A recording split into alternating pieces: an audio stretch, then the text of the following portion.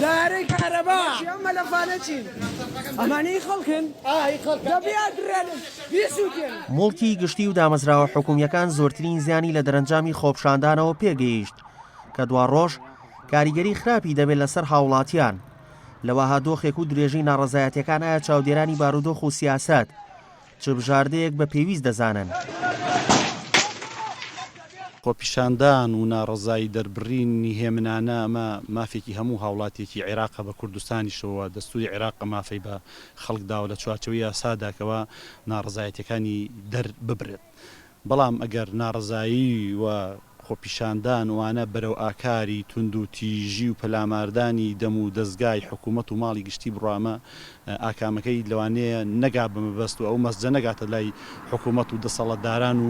و بەرپرسان. ئێمە ئەزمموی چەند ساڵی ڕابردی وڵاتانی بەهاری عەرەبیمان هەیە، ئەو وڵاتانی کەوا پەلاماری دام و دەستگای حکوومەتیاندا و تونند و توژی لێبوردیمان وڵاتەکانیان بەرەو شەڕی ناوخۆیی و ئاژاوەیەکی گەورە ڕۆی.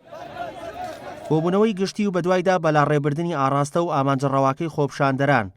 گیان لە دەستدانی دەکەس و برینداربوونی زیاتر لە 50 هاوڵاتی لێکەوتەوە. پرسیارەوەیە گەر ئاڵۆزیەکان بەردەوام بێت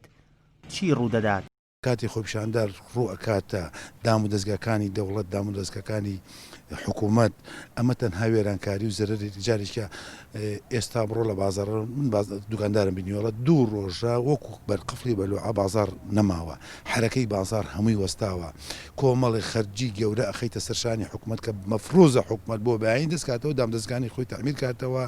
ئەوانی کە سوتاون زەرریان لێکەوتو لە پێش هەموو شتەکە بێمان سارکەواتە تۆ جارێککە زەردا لە داهاتی حکوومەت لە ئەو داهاتێک ئێمە چاوەڕێن کە ئیتر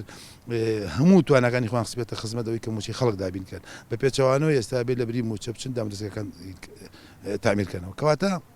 ئەبێ ئامانجەکە دیاریکەین بزانین لەکوێ ئەم موچە دابین نەکرێت زەخت بکەین فشار بکەین بۆ ئەوەی بتوانین هەموو ئەو لایەنانان یاخود هەموو ئەو جێگەیان یاخود حکوومەت یاخود پەرلەمان یاخود ئەحزابەکان هەتا فشارێکی گەورە بکەین بۆ ئەوی بتوانین موچە و قوتی خەڵکی دابین بکەین ئامانجەکەمان ڕوون ڕەوان بێت و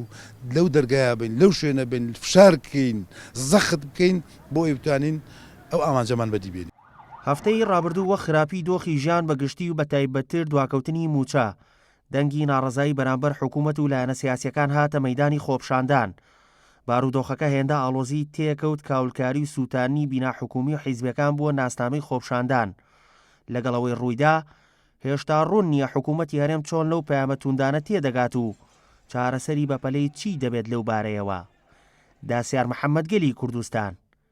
سلێمانی.